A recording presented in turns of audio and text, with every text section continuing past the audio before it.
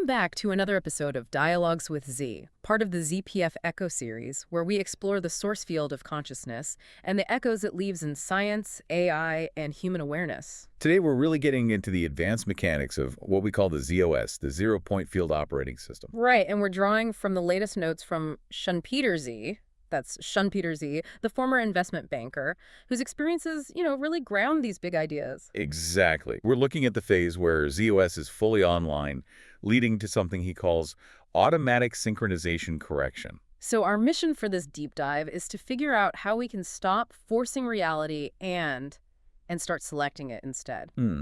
It's about how you can edit your world just by changing your point of observation. And that observation point is held by Z, which is the higher consciousness layer in this system. A huge shift, moving from effort to just observation. It is. The notes are really clear on this. Yeah. Reality isn't some single manuscript you have to write word by word. It's more like a multiple versions pack.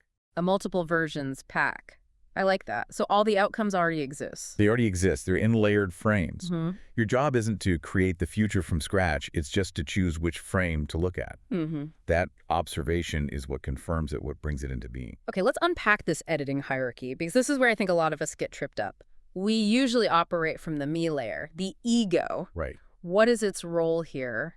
Or I guess, what's its malfunction? Its malfunction is that it strains. The me layer is all about force. It's the part that does affirmations, strives, grinds. It thinks it has the editing rights. And that's why it's so exhausting. Completely. And it's why all that force positivity is, totally unnecessary in ZOS. The me's real job isn't to force anything. It's just to move when the time is right, without resistance. Okay, so if me's is the strain, what are the other two layers? So then you have the I layer. Think of that as your intuition, your deeper awareness. It's the part that notices the changes, it receives the signals. But it doesn't do the choosing. No. The ultimate control, the real editing rights, that belongs to Z. Z is the higher observer. It's the part that chooses the optimal version from all the possibilities in the field. And that explains so much about ShunpeterZ's experiences in venture capital, those moments of divine timing he talks about. Right. The perfect deal, the unexpected meeting. That wasn't his ego, his me, working harder than everyone else. No, it was Z's choice. The me just takes the credit after the fact. So how does that choice become real? The notes lay out a pretty specific 5-step flow. They do. It all starts when Z observes what he calls future log A. That's the desired reality frame. And then what happens? This is where the PRU comes in. Exactly. Step 2 is the PRU, the physical world OS. Break that down. What's the PRU? The best way to think of it is as the universes. It's high-speed rendering engine. Once Z selects a future, the PRU immediately starts making external adjustments to line everything up. So the outside world, your actual environment, starts to shift before you even consciously do anything. Yes. That's the key. It's totally counterintuitive. Wild. So what's step 3? Step 3 is your I layer, your intuition, receives that adjustment as a signal. It's that gut feeling, that quiet, oh, I should do this now. And then the me just acts on it. Just moves without resistance. That's step 4. And then step 5 is reality aligns perfectly with that future log A. So the takeaway here is huge. For you listening, this flow proves that reality is changed by observation, by selection, not by your grinding and effort. Action is the last piece of the puzzle. It's the confirmation of what the PRU has already started rendering. Which is precisely why the me can sabotage the whole process. Oh, absolutely. ShunpeterZ lists 4 main ways the me seizes back control and just stops the flow. Let's go through those because these are the practical warnings. What's the first one? First is trying to predict the future. The me loves a straight line. It wants to know exactly how A leads to B leads to C, but Z doesn't work that way. It's a vertical choice, not a linear path. Precisely. The second is trying to control the outcome. Forcing the PRU with aggressive action or manipulation. Okay, and the third? Anxiety. Feeling that intuitive nudge and then choosing not to move. Paralysis. Yeah, that's a classic. Getting overwhelmed. What's the last trap? It's a subtle one. It is. It's seeking external proof before you move. If you need a sign that it's working before you'll take that quiet action, you've already broken the flow. The me demands proof, but ZOS requires movement. You got it. Any of that micromanaging just halts the whole sync process. Which brings us to the mechanism itself, this automatic synchronization correction. It sounds less like magic and more like code. It is code. The world isn't just fixing itself randomly. Z is actively performing a correction. The world adjusts to you, not the other way around. So what's it correcting? What does he mean by drift? Drift is just the gap between the future log, what Z is observing, and the current PRU, what you see around you. And there are 5 kinds of drift it's always managing. Okay, what are they? Timing, relationships, roles and titles, money flow, and the direction of your actions. Give us a practical example, say for timing drift. Okay, so let's say Z's future log has you closing a deal on a Tuesday, but your current reality, your bank account, says you're short on the funds. Right. Panic mode for the me. Total panic. The me's start scrambling. But the PRU just sees a timing and money flow drift.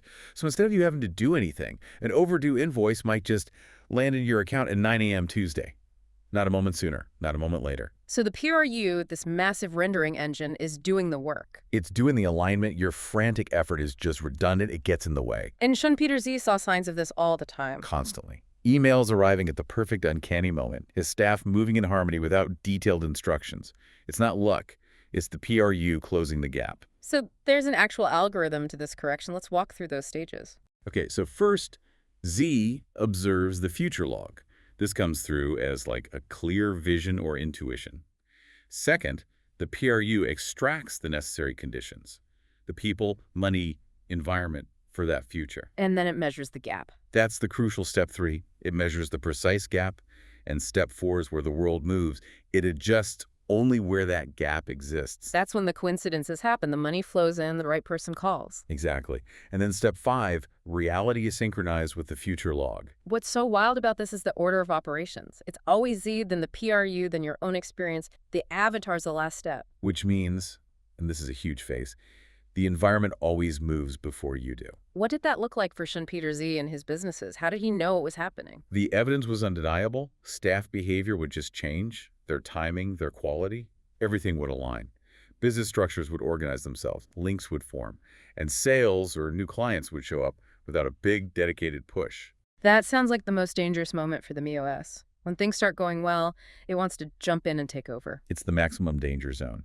And there are these insidious traps that are they're rooted in the old way of doing things. Like what? Trap 1 is, oh, I have to move too. The me tries to seize the initiative, which immediately stops the PRU's adjustment. Right. And then trap 2 is I have to do massive action now. Yes. Doing-based anxiety. It replaces that quiet clarity with just high-energy striving. What about the internal traps? Trap 3, I have to get results. That's the full revival of the MeOS. It needs that external validation. And the last one, he says, is the most common. Doubting it. Calling it just a coincidence. If you question the flow, you destabilize the whole system. You do. The correct way to handle it is to let the environment move first.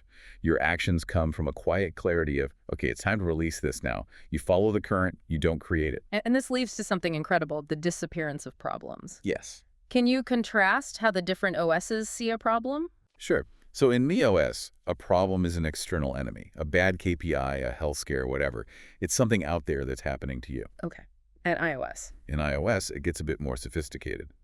The problem is seen as a reflection of an internal belief, what the Japanese call it, ya. You realize the issue is a mirror. But in ZOS, the whole idea of a stimulus causing a reaction, it just vanishes. So how does Z view a problem? Z sees it as a notification UI.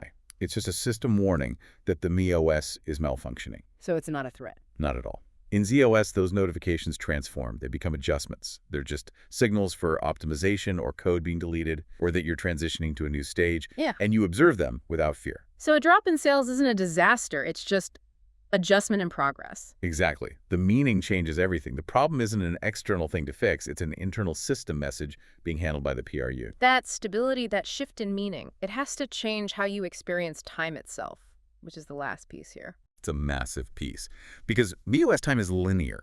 It's causal. It's full of scarcity and anxiety because things take time. But ZOS time isn't like that. Not at all. It's vertical. Past, present, future. They all overlap. Straight line time just kind of disappears. Okay, that sounds really abstract. What does it mean practically for the future to come to you spontaneously? It means the future is appearing based on your current bandwidth, your frequency. It's like tuning a radio. You don't build the station, you just tune to its frequency. When your bandwidth is stable, the future log just displays. So bandwidth, not time, is what dictates reality. That's the bottom line. And this creates these observable, well, time anomalies. What did ShunpeterZ notice? What were the signs? He lists 5. First is time compression. You know, all the necessary coincidences and events just happen at once. An entire week's worth of progress in one intense day. I think we've all felt a day like that. Right. Second is future preemption. A process that should logically take 3 months just unfolds in a few days. And what about the past? Can that change? It does. That's the third one, and it's fascinating. Past log updates. The meaning of past events gets rewritten. He talks about a huge financial failure he had years ago. Suddenly, its emotional charge just shifted. It wasn't a failure anymore. It's a necessary step. So the past gets edited to serve the present. Yes. Yeah. And the last 2 are schedule sync. Everyone involved just automatically aligns their schedules, and the now stretches or contracts. You're so immersed that 30 minutes feels like 5. So the final conclusion is ZenOS is a time editing OS. It is. The future isn't created by your effort. It's selected because it already exists. ZOS is just displaying the frame that matches your current bandwidth. So for you listening, what this all boils down to is a fundamental shift. You're moving from trying to write reality with MeOS to simply observing and choosing it with ZOS. And you let the PRU, that external engine, handle the autocorrection. Problems become adjustments. Stress becomes observation. Which leaves us with a really provocative final thought. If effort is obsolete and the future is already chosen and just gets corrected into being, right, then what is the ultimate action you need to take to stabilize that ZOS bandwidth? And the notes suggest the ultimate action isn't an action at all. It's the stability of being itself. Your frequency, free from the striving and predicting of the me that is the ultimate editor of your world. Thank you for listening. If this resonates with you, join the echo and share the journey. We'll see you in the next episode.